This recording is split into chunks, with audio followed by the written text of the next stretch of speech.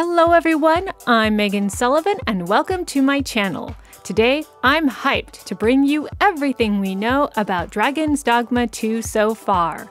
If you like this video, please like and subscribe and click that little bell, and I'll be sure to bring you more videos like these in the future. Thank you. So, right off the bat, I think something needs to be made clear in case there's any confusion. Although it was featured at the recent Sony PlayStation Showcase, Dragon's Dogma 2 is not a Sony exclusive. The game will be coming out on PlayStation 5, Xbox Series 1, and PC, so rest easy if you don't have a PlayStation 5. And although there was no Switch version announced, considering Dragon's Dogma Dark Arisen was released on Nintendo Switch, there is hope yet.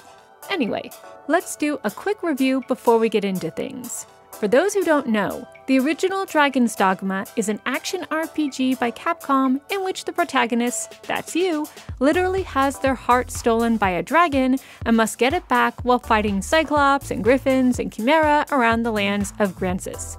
Fighting alongside you are AI companions known as pawns, which you can summon from another world. Fun fact, this void-like world is online, and while you can't play traditional multiplayer in Dragon's Dogma, you can borrow other people's pawns and vice versa.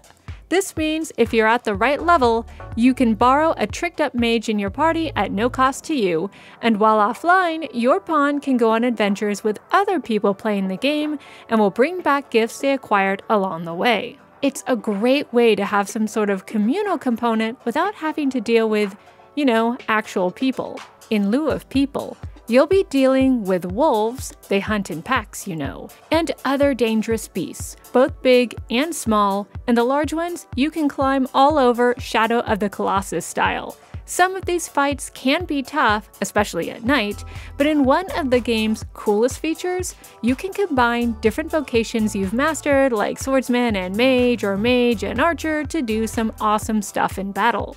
And when you're not fighting monsters and kicking people, including your own pawns, off of a cliff, you can date NPCs by applying them with gifts. Eventually though, you'll find your way to one of the game's multiple endings, and they're all kind of oddball, and that's essentially the Dragon's Dogma experience in a nutshell. So, what can we expect from the sequel? Well, it sounds like more of the same, but with some improvements along with a few new additions. Here's the official description from Capcom's website. Dragon's Dogma 2 is the highly anticipated action RPG successor to the cult classic Dragon's Dogma, released in 2012. Dragon's Dogma 2 begins in a subterranean jail, where the dragon's voice echoes in the fog of lost memories.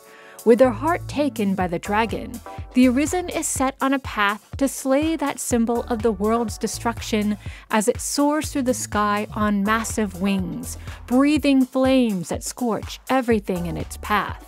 Dragon's Dogma 2 boasts a richly detailed and deeply explorable fantasy world created using immersive physics, character AI, and the latest in graphics from Capcom's Re-Engine.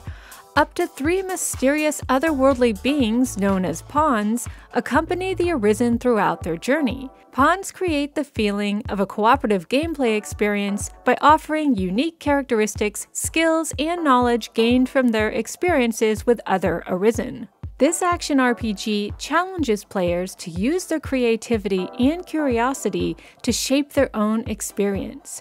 Whether it is your Arisen's vocation, the pawn selected for your party, or your approach to multifaceted gameplay situations, the world of Dragon's Dogma 2 revolves around choice. Both your party of pawns and enemies alike will react dynamically to your actions on the battlefield, whether you cling to the backs of monsters or seek to dispatch them from afar. Your vocation allows you to choose your playstyle, and whether you will use swords, bows, or potent magic to bring your foes to heel. Meanwhile, Capcom's advanced Re-Engine produces detailed, high-fidelity graphics combined with immersive physics and complex and reactive character AI to create a setting where decisions and their consequences come to life.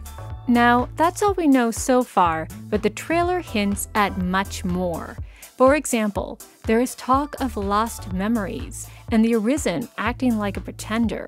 This has led to speculation that the sequel takes place after one very specific ending of the game, which I won't give away here, but has to do with the ongoing cycle of the Guardian of the World, known as the Seneschal, needing a replacement and tasking a dragon to seek out this worthy individual called the Arisen and put them to the test. And that's kind of the simplified version of how things go. And by the way, how things go depends on the choices you make throughout your adventure.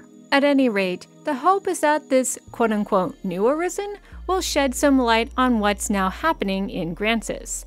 And we get a few helpful hints. For example, the Arisen is now tasked with guarding an empress. There's someone called the Sovereign of Vermont, though it's hard to tell who that is and whether they're friend or foe, and we know the Arisen will be working alongside an entirely new race of lion-like people known as beastren.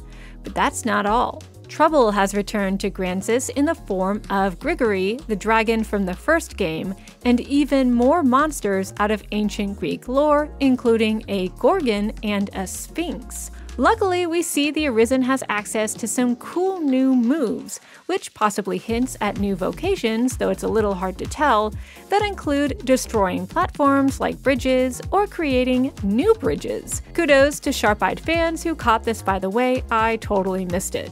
It also looks like we'll be able to explore new locations, which is exciting because that means new things to discover, though some fans think the Bluemoon Tower is seen in this shot right here, so something familiar is here as well. In addition, it looks like you can play as the new beast race, that should be interesting, and can even high-five your pawns now. One website thought this was a way to swap out characters, but there's no real way to tell just yet. Now, unfortunately, we don't yet have a release date for Dragon's Dogma 2, but seeing gameplay is an encouraging sign. It means that the game is far enough along that Capcom feels confident enough to show it off. But how long must we wait? Hopefully not too long. My fingers are crossed for 2024. At any rate, it's exciting to see Dragon's Dogma 2 has fun-looking gameplay and pretty graphics and what sounds like good acting and music. What did you guys think of the trailer? Let me know in the comments below. Thanks so much for watching, guys. See you later.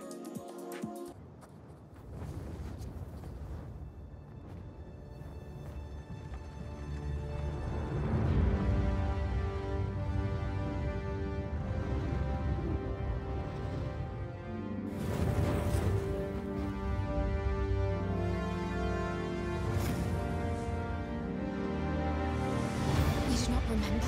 Then have you forgotten that you protected me from the dragon's flames? You need only believe in your own destiny, Arekkz. Of course. That begs the question.